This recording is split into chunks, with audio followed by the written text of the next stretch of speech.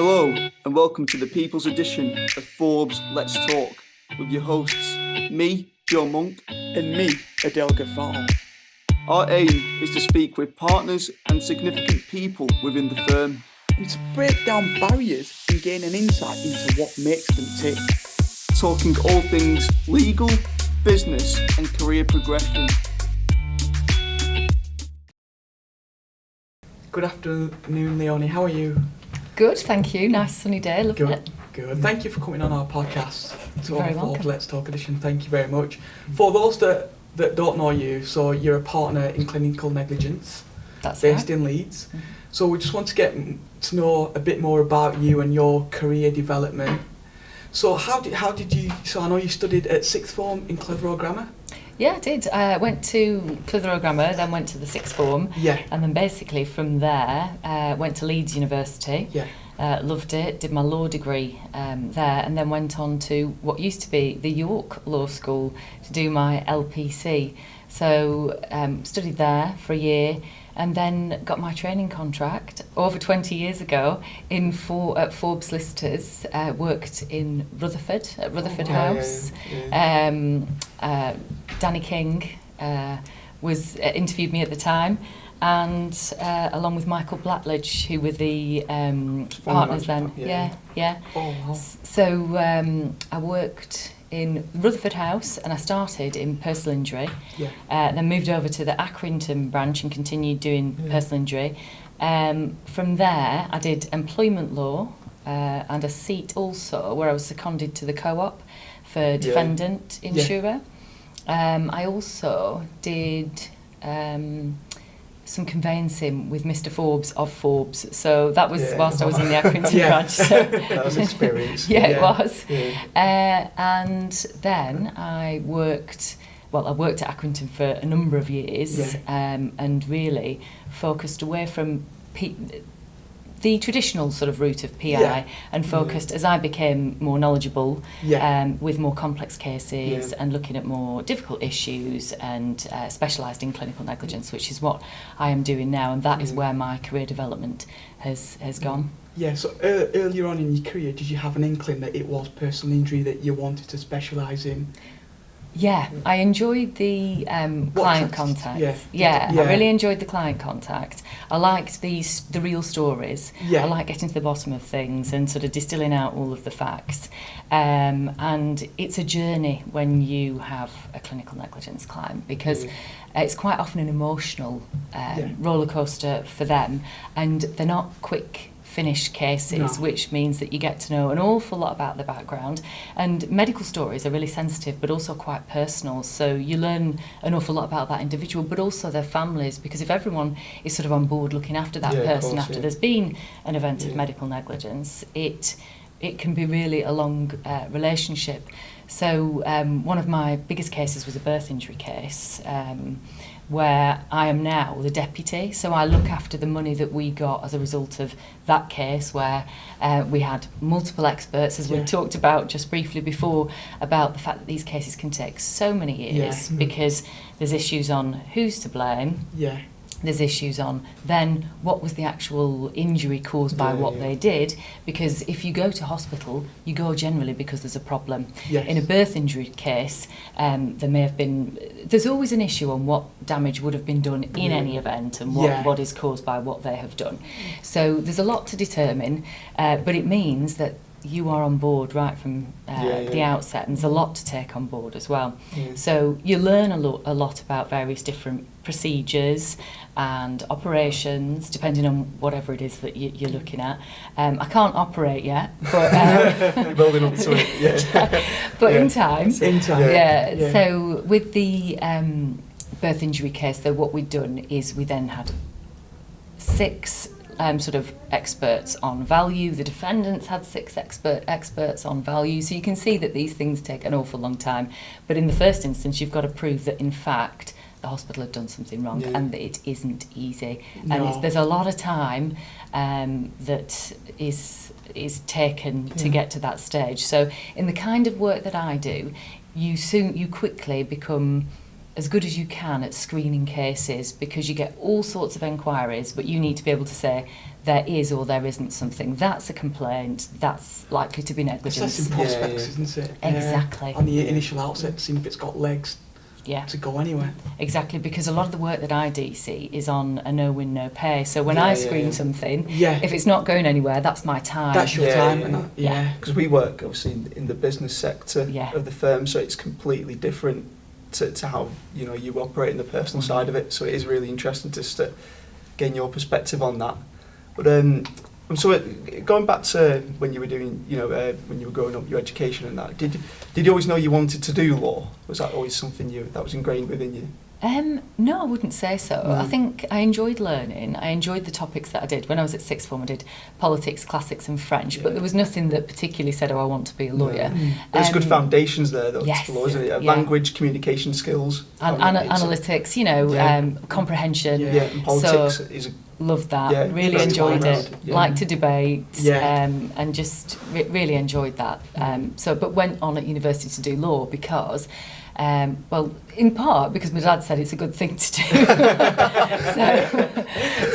I've got to give him some credit for that, but also because it was a degree, so I could see a vocation at the end of it, and it put into practice some of those skills that I'd looked at. I did some sort of a vocational placement with Evershed, so I decided, and also with various different local firms as well, so different types of law, to see if it was a fit for me. I also did, I shadowed an MEP as well, so I just wanted to try different things to see where I fit, and this is where I landed. Went to York, was brilliant. The people, I was very, very lucky because all the lecturers, but I made some absolutely great mates when I was at university. At every single stage of my career, I feel like I've developed new people and a whole new set of friends. So I remember you saying you went to university with Mr. Penswick. I did. He was in the year above actually. So we had some good fun. It was good fun. That's brilliant. So looking towards your career now today, I know we just touched on that just now, but was it? So you qualified, was it 2001? Was it 2001? Yeah, and then I qualified as a solicitor in 2003 because I did my training contract for 2 years. And then obviously you went on to then become a partner in 2014. What was that like? Was that obviously a great achievement, but what was it? How did it feel when you reached that stage of your career? Brilliant, because obviously I'd been so focused. I really enjoyed what I did and I wanted to achieve, and you have an ambition. People have different ambitions, but that's what I wanted to do, and I felt like I got to a stage where I was able to, where it was absolutely deserved, and I was really pleased when I got to that level, because obviously you develop different skills at different levels, so I was ready for it when it came, absolutely. And I was the first partner actually to have a baby whilst a partner, so there's my claim to fame. Wow, that's actually, I remember Pauline speaking about, I think it was in one of the videos, about showing how inclusive Forbes are, and obviously rightly so as well. That shouldn't be an impediment on someone's career to start a family and think that they have to delay their projections to becoming a partner or gaining a promotion in whatever field you're in. So it's really good to see that Forbes do facilitate that. Yeah, absolutely. And felt entirely comfortable, so it was good. That's brilliant. Just on your career, you're quite decorated. You have some accolades. You were negligence lawyer of the year, clinical negligence lawyer of the year. You were awarded. That's right. There's a few things that have led to this. That was not the clinical. I was nominated for clinical negligence lawyer of the year, and that's happened on a number of occasions. Now that's in the personal injury awards that we've entered. It's based on various different cases that we've been able to show the success of. All sorts of different things as well. We have various different focus areas which I'll come on to later. But in terms of the awards, it's just recognising the reviews that you've received, the areas that are growing, the successes that you've got with various different cases in various different areas as well, and any sort of unique points of law. I was after I'd done one of my birth injury cases, it was widely publicised, and I was in The Guardian, The Telegraph, widely, because it just so happened that at the same time the discount rate changed, so it meant that the award of damages was escalated hugely. It was increased, and that was really impactful for this family because obviously it made a really big difference. So that was basically a life-changing law for us and for that family. So that was well publicised, and I think I was Gazette Lawyer of the Week. Yeah, that was it. Gazette, yes. I was going to say month just to try. Just test it. Go for it. I'll take week. Yeah, that's fine. No, that's really impressive. That's an amazing achievement. I remember reading you in one of the child infant cases. Was it just over £9 million the case in the payment that was secured? Yeah, it was. That's life changing. When you think about what somebody might need though for the rest of their lives. It's and also it's not always straightforward in terms of you don't always get 100% of the damages. There might be some. Where do we settle to make sure that we can get the best for this client? And it all has to be approved by a court when there's an infant case anyway. But absolutely, it means a house, it means adaptations, it means therapies, it means all these things that basically perhaps mean that a mum who has a child can be a mum and doesn't have to be a carer and can go out to work, and there's some sort of normality to allow them to move on, because it's really difficult, as you can imagine, even having a child in any event. I know that it's not easy in normal circumstances. So just going to ask, absolutely, actually, with having a family yourself, how do you find it when you're dealing with child infant cases of that kind of nature? Are you able to sort of keep that detachment and remain focused on the job itself? Yeah, it's not always easy, but one thing it does do is it makes you quite I say resilient. I don't know if that's the right word, but it really makes you fight harder, because you know how hard it is in any event, and you realise what these people have got to go through. So I'd say it actually makes me dig my heels in a little bit, which I hope is a good thing. But it's not always easy, because it's not easy to see. It really isn't. No. So it's tough. And do you feel that sort of, obviously you don't know the extent of the damages available until the case has been concluded, but do you feel that pressure though, if the stakes are that high, in cases like that, to try and get the best result possible? How do you deal with that sort of pressure? By managing expectation for clients, I think it's really important, because it's never straightforward. Each case is on a case-by-case basis, so you can't say, that person got this, because each and every medical claim, something different happens. So it's not following necessarily a pattern, albeit there are always rules. So, it's in terms of making sure that people know what could happen, it's really important to give people options and to say, look, one expert may say this, for the claimant, but the defendant expert might come along and say something entirely different, and then there has to be something like a mediation. For example, not necessarily going to court, but there has to be some sort of joint meeting between these experts for them to find some common ground which may be agreed on. So your bulletproof case may not be exactly how it was initially presented. It's just a case of being pragmatic and taking into consideration all of the different factors on something. But really interesting, really tough, but really rewarding, because if you see a child growing like I do in some of these cases, with the benefit of the work that you've done, particularly in my capacity as a deputy, and making sure that they have everything they need, because one of the things that some of these families say is that what will happen when I'm not here? Because it's a huge worry, to any parent or absolutely. It's having carers, it's knowing that they'll be okay, and it's huge. And actually, it makes you realise how difficult it must be for those people that have disability. Comes in all shapes and sizes, but it really does make you human. Absolutely. Definitely. Just moving on, if we can, to the personal injury sector as a whole.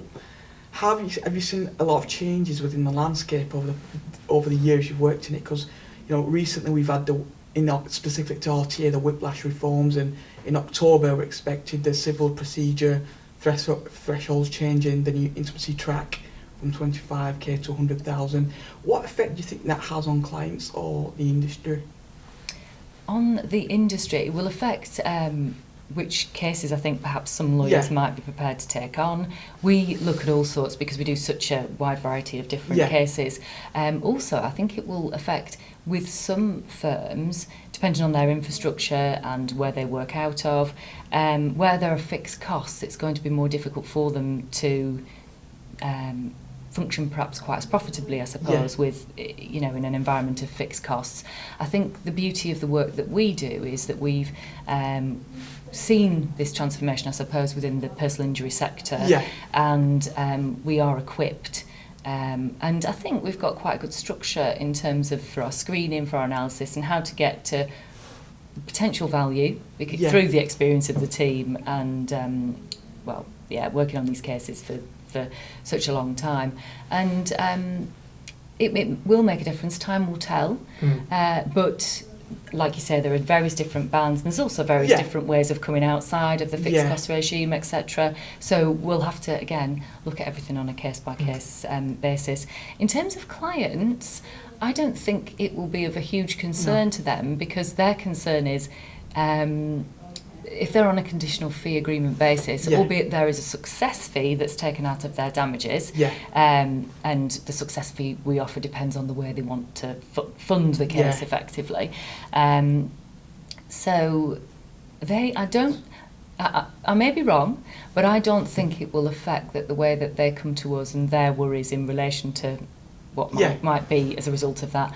Whether it will mean that cases issue proceedings more quickly, I don't know, and I don't know whether there'll be a lot more. When I say front loading of cases, I mean obtaining medical evidence sooner in order to hit the ground running before you do a letter of claim. I don't know. We shall see. Time will tell. But it's change. We're used to change, and we'll roll with it. Definitely. Yeah. Have you found it, just on a side note to that, obviously branching out from the Accrington office, moving over to Leeds, having that sort of strong Yorkshire regional presence, has that helped to have wider client outreach? I think there's a lot of different factors that have been involved in that. I think having sort of a city presence is good in terms of, you've got a wide reach, there's somebody close to me, because what you'll find from the personal side of the firm and actually the business side is that it's traditionally we had relied on recommendation, which we still do, because reviews are huge for us, particularly in a personal perspective. And we were largely local based, but now our client base and our reach is much bigger, and you'll see that with the cases that come in. So, for example, a lot of our capture will be from the internet, and that depends on how we are perceived to be, so our success stories, and making sure that we really shout about the great work that we're doing. But it has the landscape has changed, and I think it's helpful to show that we have that we have a greater reach, basically. So and it's nice to be involved in Leeds, because obviously we do various different social events and other things which can all be covered and all go onto LinkedIn, and it's great collaboration. It's really good inter-office as well, because it means that people just like we did, when we went on our did our Forbes Foundation walk. It's getting to know other people. Like we said earlier, it's an interaction. Networking, putting a name to a face. Exactly. There's so many people from like different offices on that. I mean, like Tim Smith, he's brilliant, isn't he? And obviously you'll know him well from the Leeds office, but the stuff you do with him and I feel like I know him really well, even though he's from the Leeds office, and like yourself from that walk. So I think, even though it might take an hour and a half, 2 hours sometimes to probably get to here, I feel like the firm is really closely connected. It still has that family feel to it. Absolutely. And I think that's one of the key fundamentals to the continued development and growth. Absolutely. Because it's making sure that people know what you're doing, and having that faith to refer somebody to, I know such a body, as opposed to, not quite sure about them, 100%. What do they do? 100%. So really helpful, I think, in the way that we do stuff together. So I love being in the Leeds office. It's nice to go into the centre. It's great to see other teams as well. At Accrington there was a conveyancing team, there was across the road there was family, but obviously as things have developed and moved, they're now based in the Rutherford, so they see more of defendant insurer, and it's great, just it's, you know, being with other offices. So I see housing litigation, defendant, and obviously me and my growing team, which is great. No, it's really good to see. Really good. Just coming on to the next section, just to get to know a bit. Obviously, we already know about your the exploits we did on the Yorkshire Three Peaks. But what sort of other interests do you have to sort of like balance the life of being a partner in an incredibly busy department? I love going on holiday, basically. Travel, complete sort of departure from what you're doing, because it is quite an emotional area that I work in, and it's difficult just to let go. And my cases don't just stop with something; they go on for an awful long time. There's quite often overlap between various different ones. So it's closure is great, but I always have an ongoing, very big caseload. So it's really good to be able to get on a plane or even just go anywhere within this country and see other things and be outside of a situation, which is why it's so good when you're sort of within the office. If you have a course sometimes to be able to go and do that, meet other people, but also be outside of your office, because you aren't on a you're not blinkered, you're not sort of just focused. You need to be able to put your head in that other situation, and that's what I like to do when I go on holiday. And I like and I can sit on a beach, but just as easily I can go zip wiring. I'll do walks, all sorts of different stuff, and I've been to all sorts of different places. I went to Thailand in February, which I've been to before. How was that? Brilliant. Yeah, really good. It was a lot warmer than here. Today, I'm not so sure. Oh no, today was it's really good. But we tend to put on a city break as we go. So we tire ourselves out for a few days. So we went to Singapore this time. And I've got my 7-year-old. She treks. I've got to hand it to her. She really does trek around, and we see all the sights, and we have photographs in front of all sorts. But incredible experience. It's good for us, and it's also good for her. And we go and visit various different islands when we go to Thailand. And the next one we've booked for next year is where we went last time, but we're also going to almost like a bit of a Robinson Crusoe type place as well. So that'd be interesting. Yeah, absolutely. And we'll go to Dubai, but I've been to Costa Rica, and we've done the cloud forests, and there are some hot volcanic sort of waterfalls. So I absolutely switch off when I'm on holiday, which is just what I need. But love Europe as well. What areas, the place you visited most surprised you? Do you think? Like, thought, wow, I didn't expect that. I guess Costa Rica. Yeah. I would. I don't really want to tell everyone about it, because then it will be flooded with people. But definitely, that's my place that would be a go-to. But we're increasingly just watching those prices creep up. The more people know about it. But you can do it on an absolute budget. We did horse riding. We did also, along the beach, all sorts of stuff like that, which at the time was quite cheap to do, because it was because no one knew about it. But things change. So. But Thailand, I've been back to on a number of occasions, and done Mauritius as well. And we just like doing trips and swimming, making memories and experiences. Yeah, exactly. And seeing fish and things like that. Is there anything else that outside of work that you enjoy doing that you participate in? Exercise. With other people. So when I say at home, I lived in the Ribble Valley for so many years, and I've got a really good group of friends that I went to school with, actually, who I will see on Friday night. We're all going to a silent disco, whatever that means. So we're doing that on Friday, and then we will go away together, or I've got the girls in Wetherby, where I live now, who I'll go for a run with, and that can just great, because absolutely. So I like socialising. I like run around after my daughter. She goes to various different clubs, but it's really good. Love it. absolutely.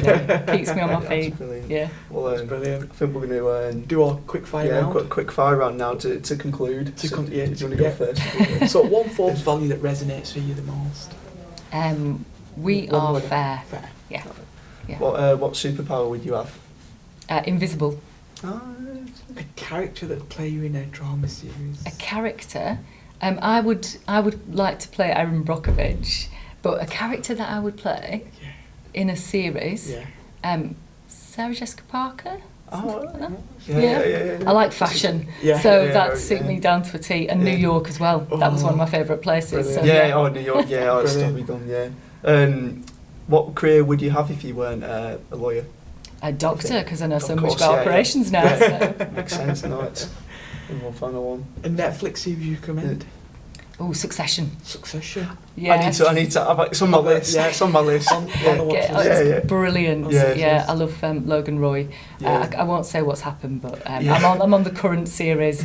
It's just really good. Yeah. Brilliant. Well, really appreciative for you coming on, Leonie. Like I say, you're the first one to have from the personal side of the firm, so it's been really interesting to get an insight into how the different sort of clients you have to deal with, and obviously the expectations you need to deliver to them, just to make sure everything's in order and that you can deliver the best results for them.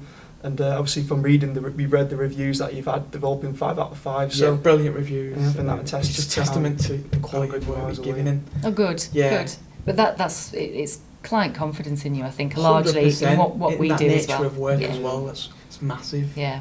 Huge. Thank you very much for coming on, Leonie. Thank you very much for your time. You're very welcome. Thank you.